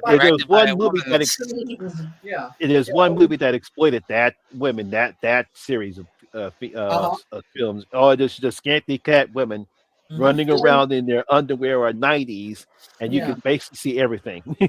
Even though it's like a Benny Hill sketch. You just see the Benny Hill music. Some of those movies are like just an excuse, like a soft porn disguised as a hard. Let's just throw a little bit of horror aspects in there and call it a horror movie, but it's really just a soft core porn or whatever. Oh yeah. Well, God, that's half the canon film library, Yeah, you're just the entire Witchboard franchise. Maybe if we That's put a it good out example. more, we wouldn't be so puritanical. Yeah, like that is a thing I've noticed is like so American society especially has like gotten a lot more puritanical as of recent and kind of like I kind of do sort of like ethical, do it ethically and stuff, of course. But like, I kind of wouldn't mind a resurgence of like a little bit more nudity and like body positivity in horror. At least the Western side. Again, international stuff's a little bit better about it, I've seen, but. And then I've noticed, like, with parents that are a little bit more not so, like, you don't want to, like, go around, well, they're nudists, but you generally don't want to go naked, but you also don't want to give your kids, like, a hang-up. There's nothing inherently sexual about the human body and stuff. It's just society puts that on it for some reason. Yeah. Yeah, but do you think that's more of a Western society? Because French films don't have that hang-up. No. Yeah, no hang-up whatsoever. Everything hangs down. Yeah, French films, because when you look at the French, all the horror films that came out during the French phase with Raw and Raw and Martyrs. Yeah. And Martyrs, and they really had no problem with nudity, full frontal, and it's like for some reason they don't have a problem with it, but here in Western society, especially here in America, it seems we're just so, oh no, the kids are going to see sex. Oh no, hide the kids. Yeah. Well, I mean, look at the Hays Code. You know, you go back to the late 20s, and that alone, I mean, you get people clutching pearls over basic stuff. I mean, you know, without being able to look at an alternative timeline to see where we'd end up. That played such a huge part in the way that we kind of defined things, and you stuff things down. I mean, you talk to people that were born in the 30s and 40s, and some of them didn't know what a period was until they had it. I mean, everything was so, like, to be that naive about the world around you, and yet to be expected to go out and, you know, have 15 kids. I don't know how you balance those two things. Yeah. And we're kind of getting a resurgence of that, and that is especially I know. Unfortunately. Like fucking John Voight's here to save the film industry and shit. I'm sorry, but a 75, 80-year-old man that probably needs 3 Viagra to get it up should not be talking to anybody about any of that. I'm sorry, that motherfucker couldn't save Megalopolis, let alone the film industry. Yeah, no, like. When's the last time John Voight had an actual hit film? Ask him. It's actually Anaconda. I actually do think it might be Anaconda. I was halfway joking. No, Anaconda. But no, like, yeah, I am. That is something I'm genuinely, like, really worried over the next few years of seeing is in the film industry is kind of a return back to a lot of that Hays Code mentality with stuff, and I'm worried how that's going to affect definitely the mainstream, but also the indie scene too. I think a lot of stuff is going to, a lot of production going to run into a lot of problems, and there's going to be a big resurgence in censorship. Well, look too at, like, you know, you and again, I think polls and stuff like that are very subjective based on the questions you ask. But you talk to to a lot of Gen Z people, the articles talking about, well, why do we need sex scenes keeps coming up. That I saw a video, a real good one the other night, talking about is the whole sex thing done? Because that is one thing that does bother me about your generations. How you're all like, why did you need this sex thing? And I just want to smack you guys. I won't lie, I just want to smack you. I think part of it, I think a lot of it is like there is a big. Don't take it away from me. I think part of it is there is a big resurgence in like that puritanical mindset coming back from a wave of conservatism that's sadly sweeping the generation, but also you look at the environment a lot of us came up in. A lot of Gen Z came of age during the pandemic, so the idea of like having physical interaction with another person like that installed a lot of fear and like a sense of worry around that. So much like, again, another big resurgence of like that puritanical stuff during the like late 80s, early 90s during the AIDS crisis. That also kind of spurred on a big. Every single time we have something like that is due to like some outer force leading into it. And I think that is a big part of it. Was the pandemic really did affect a lot of like how Gen Z developed and how we kind of handle a lot of shit like that. Yeah, because you all are a little weird about sex. I'm not gonna lie, y'all are a little weird about and sex. Sometimes it is just genuine, like, well, sometimes we are just kind of like, well, this is just a badly done sex scene that doesn't add anything. Do you think too, like, and not to jump subjects, but like, you can go to you just type in one web address and you can basically find all the things that like you had to like sneak into a convenience store and sneak out the back with a magazine back in the day. Do you think that because it is so accessible, it becomes a thing where it's kind of it lost a little bit of the glimmer? I honestly wouldn't be surprised. Yeah, if that might be a part of it, is like the rise of like and availability of stuff like pornography does sort of lead to like kind of this mental separation of like, well, why are there sex scenes in this movie? I'm not here for that. I'm here for a movie. Why does a movie have to have sex scenes in it? If I wanted a sex scene, I could go on to Pornhub or something like that. I do wonder if that might actually. I've never thought about that. That actually, I think that might be a little bit part of it too. Is the big rise of like just the accessibility of pornography. That's a good point. Yeah, I would have to, because normally for me it determines. For a sex scene, does it have anything to do with the movie? Is this a couple that's actually expressing their love for each other, or it's just two horny kids wanting to have fun because that's what teenagers do at that particular time? What aspects does this play in the film, or is it just that the producers decide, hey, let's have a sex scene and the hell with it because and some directors just want to push the envelope, for shock value and do something that's so like, extreme. I mean, there is that thing about sensuality versus sexuality too. I mean, I think there is something to be said for you have a camera, use it well, make it, leave something to the imagination to some extent. But that's still there is that. But I think too that the idea of removing it just because it's boobs, it's like, come on. Yeah, very much. But like, it's a very case by case basis thing, and like, I don't know. I don't know where exactly all of that's. I'm again much like with the censorship and stuff. I'm like, I'm kind of worried where that's leading to.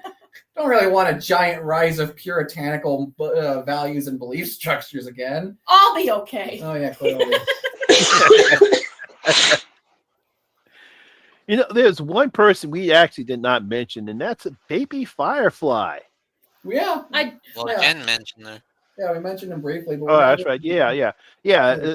I think out of all the ones, I think she's one of the more successful films in all three films that she was in. Even though I didn't like the last one, I thought the last one was a bit of a downer when it came to that particular film. But I think I did enjoy her in House of a Thousand, of course, House of a Thousand Corpses, and of course, the Devil's Rejects.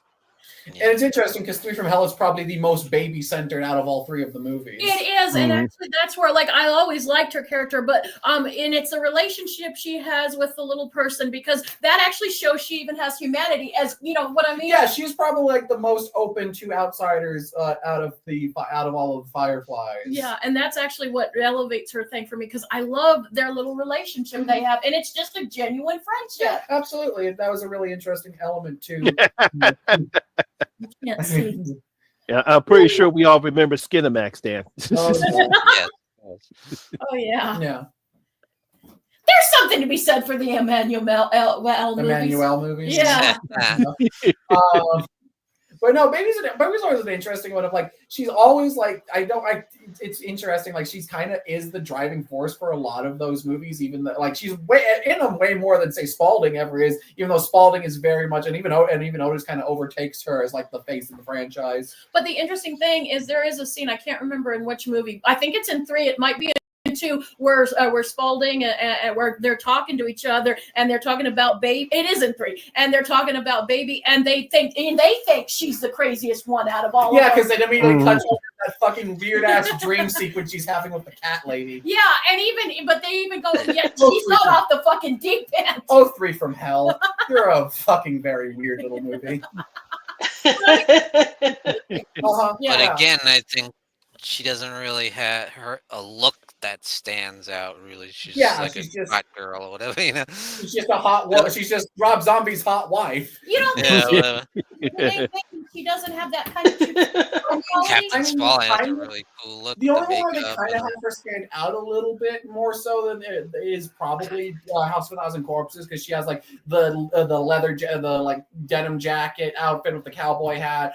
She has the cheerleader outfit. She has like the dolled up when she's doing the Broadway stage show performance and stuff. stuff. She has a lot of different looks in there, but otherwise, yeah, she for Rejects and Three from Hell, she kind of is just, oh hey, it's Rob Zombie's hot wife. I get the schoolgirl.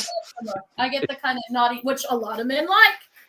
That's qualities of the character, but just visually, she just kind of does. There's nothing about her that stands out as opposed to like say, Otis is Charles Manson looking at her, Spalding just inherently always standing out, whether he's in makeup or not. True.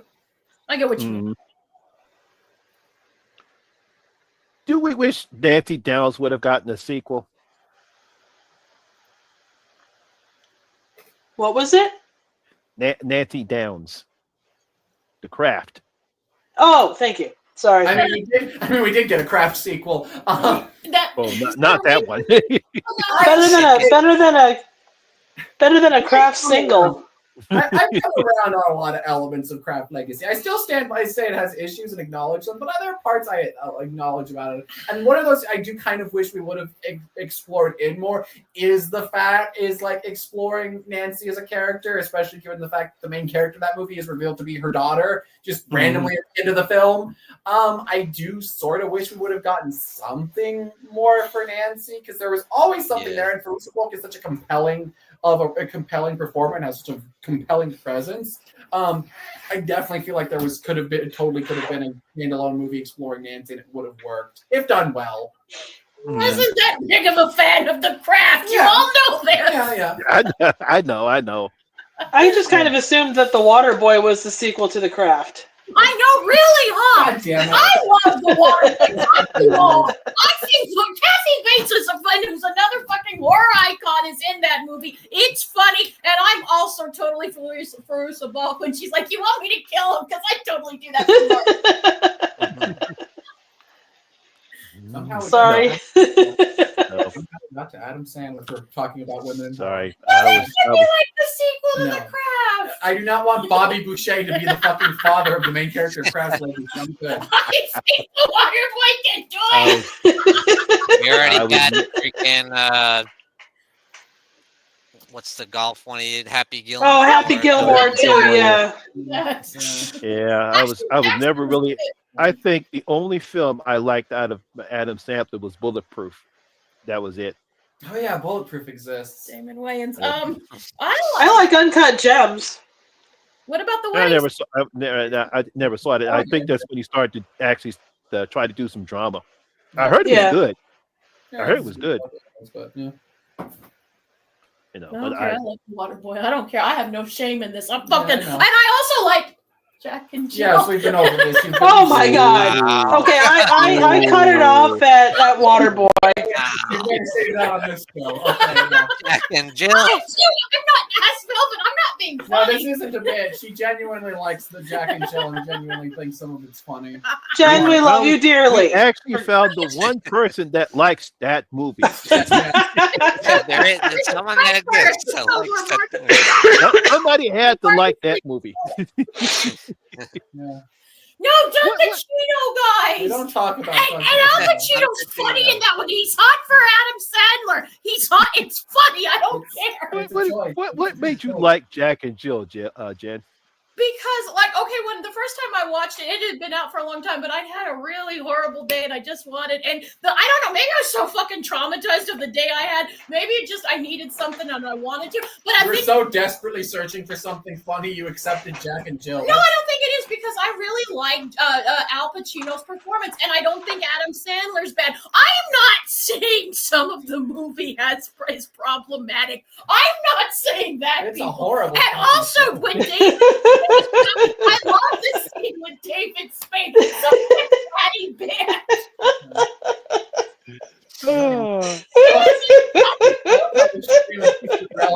analyzing your love of Jack and Jill now. Fuck yeah. I'm not ashamed. This is the rest of the show now.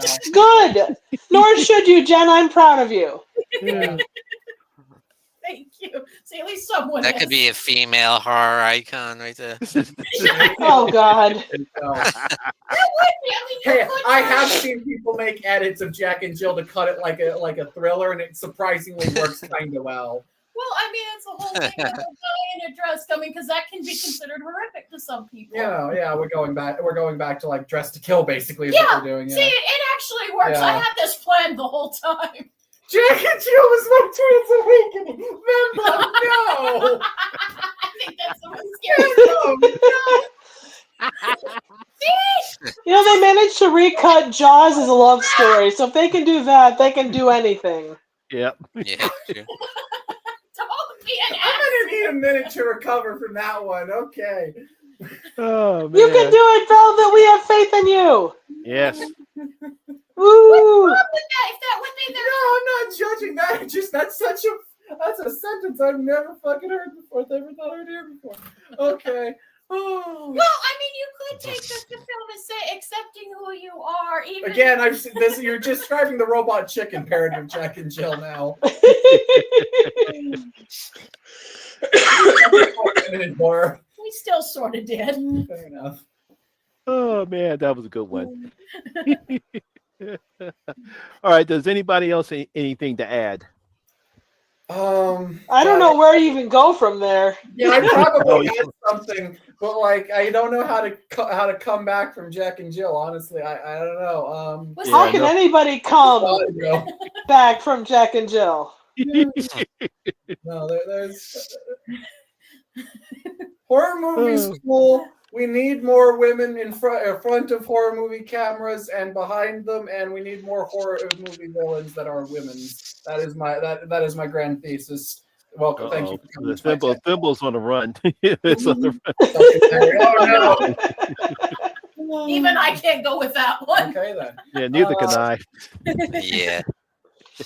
Guys, don't fear pussy. Pet it, love it, stroke it, fondle Pop it, twist it, pull it. Yeah, it's consent first, but no, like don't be afraid. And women, again, when we go unhinged, we can go balls to the walls worse than any man can. When we fucking go off the deep end, we can, and I think we can bring in some great horror because of it. What do you think? I guess that's one thing I'll say is like, what does everyone think is required out of like a female villain to reach that level of iconography as your Jasons, your Michaels, your Freddys, your Leatherface, your so on and so forth? What do you think is required out of a female character? What it'll take to get a character to that level? Balls to the wall. I want somebody, if you're going to, and it's not fair, but if you're going to be a woman, then you got to go even harder than a man can go. So show me something that's going to fucking disturb me for years to come. I don't think that's going to get you into breaking into the mainstream, though, is going into the extreme. I think it would. For me, that would be the thing. If you're asking me personally, I want to see someone go fucking balls to the wall and just be fucking traumatized. That's just me, though. That's what I want to see. That's what you want out of every movie, basically. But it'd be cool if it was a woman. Fair enough. Yeah, that's a good one. But what about you, Tripp? I think you've got to go. I don't know. I think it's got to be like the bits have to be iconic. The look has to be iconic. Like whatever you do, mask, look, whatever, it has to be iconic. The weapon has to be that too. It's the thing is there's so many people making horror movies nowadays. What hasn't been made into some kind of a weapon? There are killer toilets, there are killer chairs, there's killer, tires. Yep. There you go. But the thing is, to balance schlocky and serious, I don't know. And honestly, this is I guess no. Outside of Terrifier, what horror icon has come about in the past 15 years? Would you call Megan? Would that be? No, we will not. I was going to say, I think Depends that the second one does good. Yeah, I think depending on how Megan 2.0 comes out in the franchise, depending on what. But honestly, that is the question. What horror icon has come out in the past, say 15 years in that respect? No. I'm not a fan of the franchise, but I think probably the most relevant one and recognizable to a lot of everyday audiences is probably out of the Conjuring things with Valak or Annabelle. I don't exactly want those, but that's the closest I can think of. Because otherwise, any other ones I can really think of is probably Art the Clown, and that was entirely through fluke and mostly through David's performance. Right. Yeah. But even The Conjuring is based off of something people can relate to, a real couple, a real set of events, and everything. Absolutely, but no, I don't know what I don't know. I really can't think of anything besides like the potential of Megan possibly reaching. I don't think she'd ever reach the same level as say a Michael or a Freddie or a Jason, but I could see it like getting to like a B tier, horror icon levels of like they are very recognized by horror fans, and a lot of normal everyday movie going audiences will also recognize them. Face facts, Jen. You're going to be stuck with Megan. Or is Megan going to be stuck with Jen? I swear to God, if it does, I'm going to go to all those men that hate, well, women don't belong in horror. I'm going to be carrying the sign. You're going to be one of those picketers. The censorship.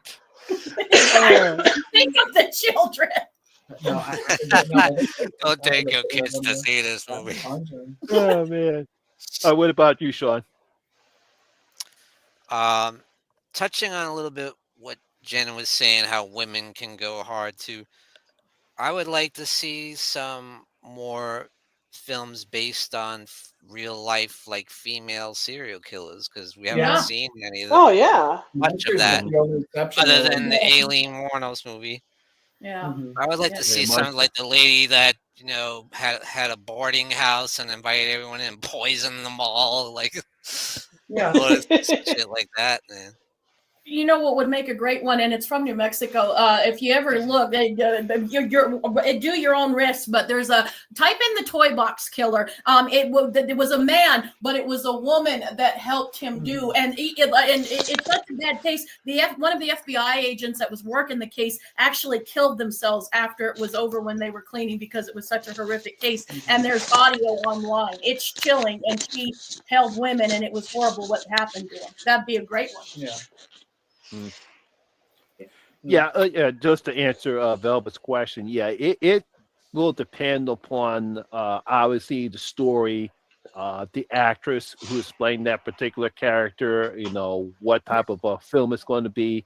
Yeah, just like Tripp said, when it comes to what's the latest horror icon within the last 15 years, outside of Art the Clown, we really haven't had a horror icon, even though right now Art the Clown is starting to come up more. He's about to enter once Terrifier 4 comes out, and depending upon how well that film does, I think he will probably reach that status of becoming a horror icon in the same vein as Freddie, Jason, and Michael. But when it comes to a female horror icon, yes, I believe depending upon how well Megan 2.0 does at the box office, then they'll probably come up with a third film. I don't know what type of status she'll get if the film is successful. I don't know what type of status. I don't know what type of a status she'll get, but if the film is successful as the first one was, she is going to skyrocket because she is marketable. Yeah, incredibly marketable. Yeah, she's incredibly marketable. There's something you can market out of that. You can get neck dolls. There's a lot of things you can do with Megan that you haven't been able. No, she has that. She has a look. I mean, they even have her look in the trailer where she's stylized in the background. That look right there. Even though and it's timely as well. I mean, you've got kind of the AI robot thing. I mean, that's something that is of the moment too. Relevant. It's sitting on a current thing in society, and she does kind of have that marketability look to it, and even more so now than back in say the 80s or something. You kind of really need that. Demo brought up Five Nights at Freddy's and stuff. That was a massive thing for fucking Gen Z and stuff. Primarily the game series more so than the movie. The movie just kind of an addition to it. And a big part of that was how marketable and easy to sell all of those was. They kind of created its own subgenre of mascot horror. And they don't really horror films aren't in a space of the same way we were in the 80s of let's make the next horror icon. Horror is kind of becoming a lot more focused on standalone films or specific actors like your Mia Goths, as opposed to the specific, as opposed to an icon and a character you can attach to it. You more so go for I'm going to go see the new Mia Goth movie for Mia Goth, not because it's part of a franchise. I'm going to see the new Melissa Barrera, the new Jenna Ortega movie because of that. so than say the actual anything about it in the movie itself. But I hope that our franchises don't go by the. Oh no, I'm sure horror franchises will always stick around. Obviously, it'll be. There's always a need to make a buck. Yeah. Exactly. Yeah. But I do think we're kind of at a point of kind of a lull for horror icons right now, and we'll get a big resurgence at some point. I could see making an art kind of being the starting flames for that, but for now, I do kind of see it being a little bit more like a more insular standalone film, still getting kind of the priority and the focus for the time being. I get you. Especially with the rise of A24 and stuff. Yeah. Yes. More one-shot kind of story-driven films. Because with Sinners, that's basically just a one story. As successful as that film is, there's no need for a sequel to Sinners unless it's about the Native American vampire hunters, in which case please do a sequel to Sinners. I'm putting that idea in my head. I now am thirsty for a movie about Native American vampire hunters. Because I'm pretty sure the movie studios are going to ask Ryan, can you make a sequel? Ryan? Yeah, we know you can do it. He probably could, even though his next 3 movies he's already announced and none of them are horror. No, none of them are. Well, I guess I've already done it as good as anyone. Yeah, he's already basically just gone boop, and he's just mic dropped and walked out the fucking building. Ladies and gentlemen, Ryan Coogler has all right, Dan. Take care. Later. Bye. What are you talking about, Thimbo? Oh God, right, Ma. I forgot about Ma. Oh yeah. I was disappointed. I love Octavia Spencer. Well, yeah. I love Octavia Spencer. Yeah, I like Octavia Spencer, but I was so disappointed in Ma. It was like a cheap knockoff. What could have been a decent horror film, but they just kept it PG-13 and really. Yeah. I like do the idea of it more than. I do have a soft spot for that movie entirely because when we went to go see it, the theater was completely empty. So you and me just Mystery Science Theater 3000 the fuck out of it. That was pretty great. That's awesome. Yeah, its PG rating definitely did hold it back a little bit. Yeah. Yep. Because I would suspect, especially with Octavia Spencer, I said I expected more, and then all I got was oh God. It was a bit painful. I'll admit it was a bit painful. Yeah. All right, guys. Looks like we've done another great show today. I want to thank all you guys here for another great show. And of course, as always, when I host it, but since we seem to do it all the time, Sean, what is coming up on the Horror Corner? Oh boy, I don't really. Since I've been sick, I haven't had much of a plan, but understandable. A lot of understandable. stuff. Your help is more important. Yep. A lot of stuff I want to do, but we'll see. I don't have anything in particular planned yet. So. Okay. Well, people need to go check out your back catalog then. Yeah. Yeah. What's coming up on Trivial Theater? I'm continuing my my PSA riffs with friends of the channel. We just did a Crystal Pepsi one, which was pretty funny. Up next, yeah, that was funny. Thank you. Next one up is a Nintendo Christmas guide thing. I need to figure out what's up after that. So, okay. Awesome. Triv, whenever you got it, I have an idea for us. Whenever you got time and when you feel better. Sweet. No, thank you. I appreciate it. Yeah, please feel better, my animated girlfriend. I'm on the upward swing, I think. Maybe. Good. I don't know. They sometimes tricky though. I've been sick and then I'll feel good and then all of a sudden, whoa! I shouldn't have gotten up. I mean, I thought about doing a sex hotline since I kind of got a husky voice, but I don't think I can pull a Mae West. Yeah. You can pull that femme fatale voice. Do that femme fatale voice. I wanted to take off my clothes, but I didn't want to get punished. Well, you got the Horror Hangout after dark. I like that. We can make some money, guys. That's all I'm saying. All right, Jen Velvet, what's coming up on Jen's Reviews of the Grave?